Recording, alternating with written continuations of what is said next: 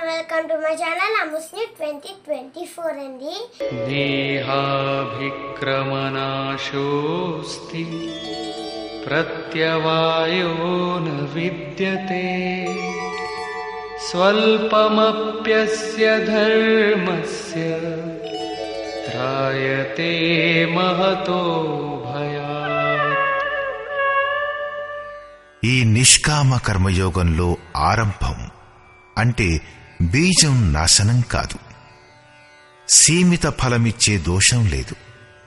కాబట్టి ఈ నిష్కామ కర్మయోగం యొక్క, ఈ కర్మచే సంపాదించబడే ధర్మం యొక్క స్వల్ప సాధన కూడా జన్మ మృత్యువులనే మహాభయం నుండి ఉద్ధరిస్తుంది. మీరు ఈ కర్మను అర్థం చేసుకుని దానిపై 2 అడుగులు ముందుకు వేస్తే చాలు.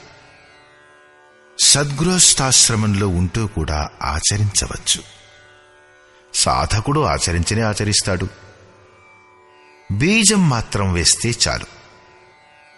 అర్జున, బీజం నాశనం కాదు. ఈ సత్యాన్ని తుడిపివేయగల సామర్థ్యం ప్రకృతిలో లేదు.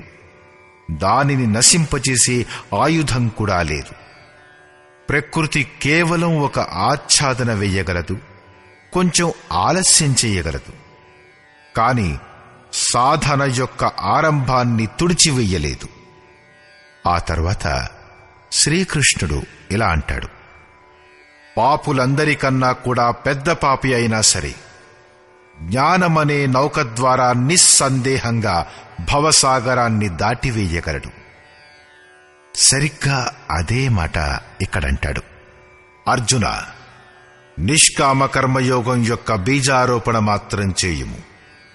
ఆ బీజానికి ఎన్నటికీ నాశనం లేదు. నిన్ను స్వర్గం, బుద్ధులు లేక సిద్ధుల దాకా చేర్చి వదిలేసేటటువంటి విపరీత ఫలదోషం కూడా ఇందులో లేదు. నీవు ఈ సాధనని తెలిసి వదిలిన ఈ సాధన మాత్రం నిన్ను ఉద్ధరించి మాత్రమే వదులుతుంది.